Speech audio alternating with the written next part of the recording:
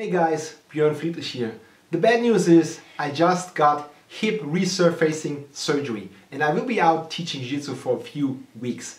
However, the good news is I have pre-recorded a lot of stuff, a lot of content, and you will get videos, new videos every week. So if you like our channel, please subscribe it. Give our videos a like. Of course, check out our shop at Gumroad with great prices and a great coupon code. Spring 2023, you will get 40% off your order, which is amazing, I think. And if you like Jiu-Jitsu and MMA gear, check out X Martial, our sponsor, and you will get 10% off your order and you support my work in my YouTube channel. So guys, thank you very much and have fun with the new video. Welcome to my new video. My name is Björn Friedrich and today I'm here with a very emotional and controversial topic, as always. Today it's about how to train your kids in Jiu-Jitsu. And that's something a lot of people ask, how to train your own kids in Jiu-Jitsu, or should you train your own kids in Jiu-Jitsu? And since I have a son who's 4 years old and he's doing Jiu-Jitsu, I think I can share my experiences and my ideas and my views about this topic with you.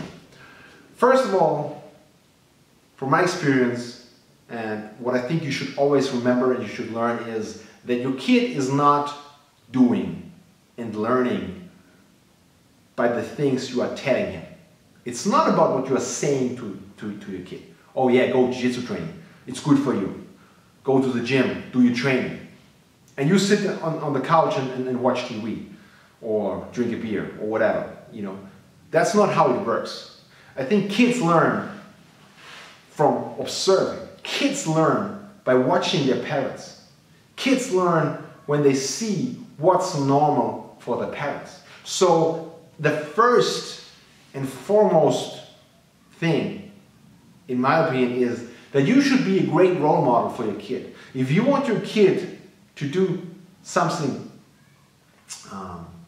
like Jiu-Jitsu, something that has a value, you should live it. You should show this value to your kid by living it, by doing it, by being the person your kid can look up to, because your kid is looking up to you anyway.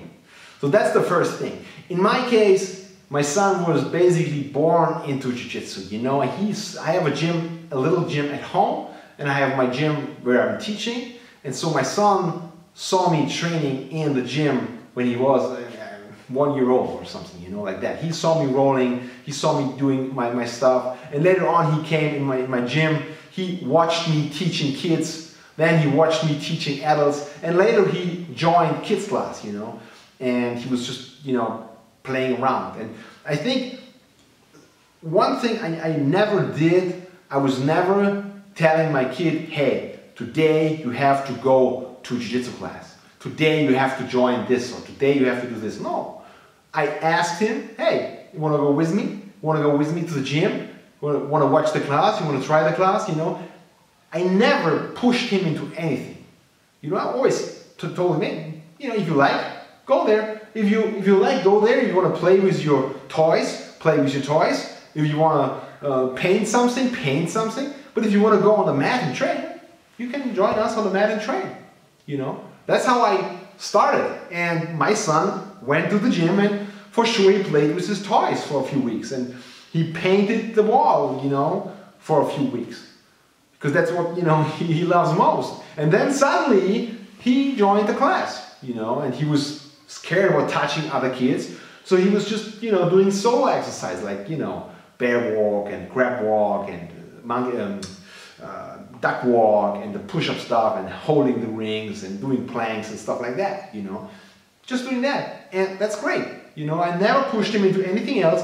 Do what you love, and when you have enough, just sit down and play again or paint again or whatever. So that was how I started. And this went on for a few months, I think, and then a neighbor kid joined the class and he knew that neighbor kid, and suddenly he was not scared to touch the kid, so he was starting doing partner exercises with the kid, which was pretty cool. Now he was doing double leg takedowns and shrimpings and upas and all that stuff, which was like every other kid, And he had fun. you know, and still I told him, if you don't like to do that, hey, it's okay, you know. So I never pushed him into anything. I just showed him what we were doing, and I was just going there and taking him with me, and that's how he came into it, you know. And now he's doing it, has fun with it, still is not, you know, fighting or something, he's still playing around, don't realizing what is really going on the mat, you know. It's just fun for him. But that's okay. And that brings me to another point, you know. Personally, I think that Jiu-Jitsu is amazing for kids. But I don't think that fighting is amazing for kids.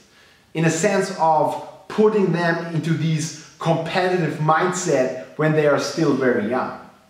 You know, there is, in my opinion, there is no need to push anyone into Jiu-Jitsu competition or into sparring too hard and into, you know, installing the mindset of you have to be a warrior, you have to fight that guy, you have to beat that guy. That's not my philosophy of training. My philosophy of training is very simple.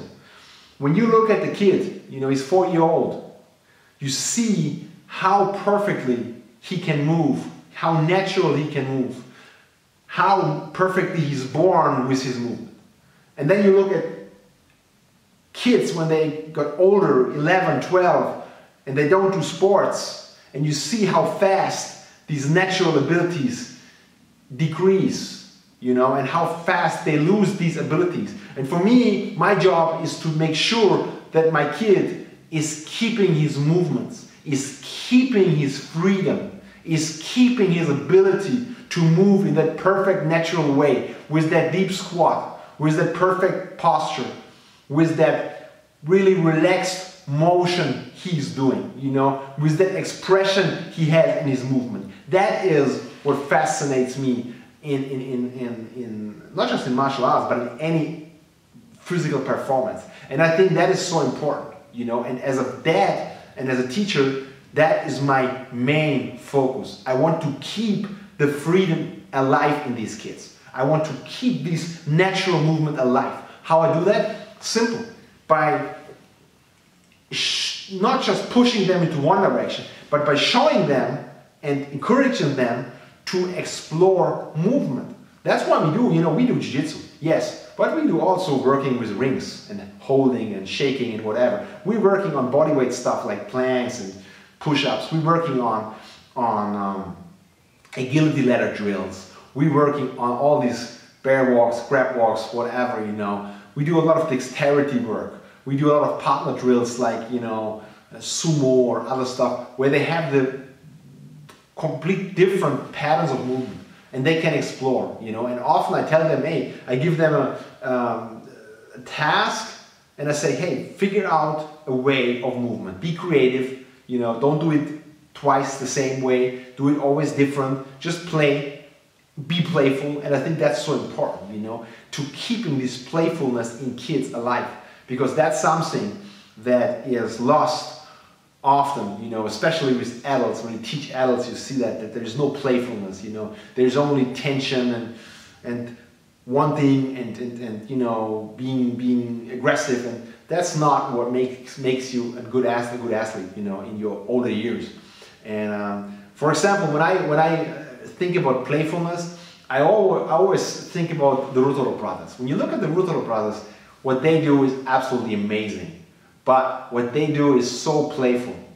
It's not, you know, playful not in the sense of not working, it's obviously working, but playful in such a high level that they never force anything. They just play in such a fast way, and they are able to make decisions in such fast, rapid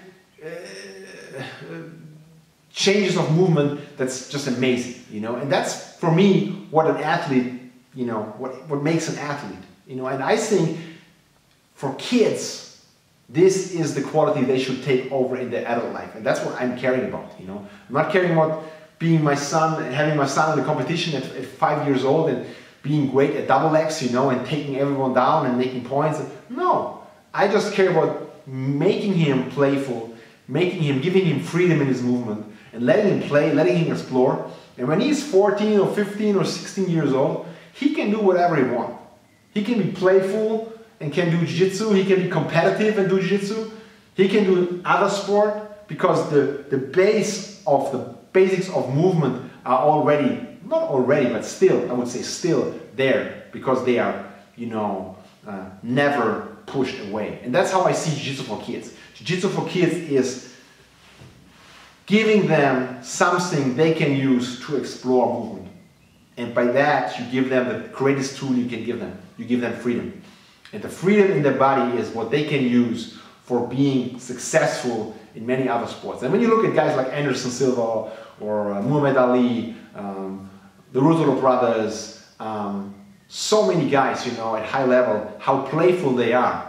That's so amazing, you know, and I feel that's something that's not, of course, not easy to reach. But I think one of the reasons that it's not so easy to reach is because we suppress it at a very young age. We teach our kids to function in certain ways, function in certain patterns. We think that these patterns are best for them, but we don't allow them to just explore the idea of movement by themselves. You know, and I think that's an important part for me as a teacher and as a dad. This is my goal, you know, giving my son, being a guide to freedom for my son, teaching my son how to explore the millions and millions ways of movement, you know, on the ground, standing up, you know, with different ideas, grappling, striking, using sticks, whatever when he's older, you know, just giving him the complete package of human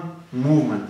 And that's what I think should be the motivation for the parents to teach their kids. And whatever they do is that, you know, it's up to them when they're old enough. But you can be sure that it is definitely the greatest gift and the greatest base for everything they wanted to do when they're older.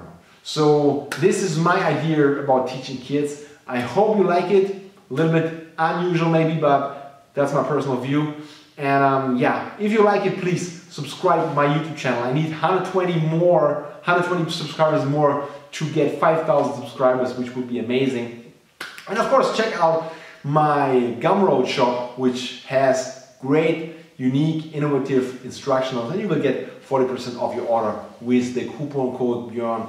Coupon code Spring 2023. But coupon code Björn Friedrich works very well on X-Marshall, where you get 10% off your order with great MA and BG gear. If you don't understand everything, just check out the description box. There are many links and everything is there so you can watch it and see it for yourself. I hope you like this video and see you next time.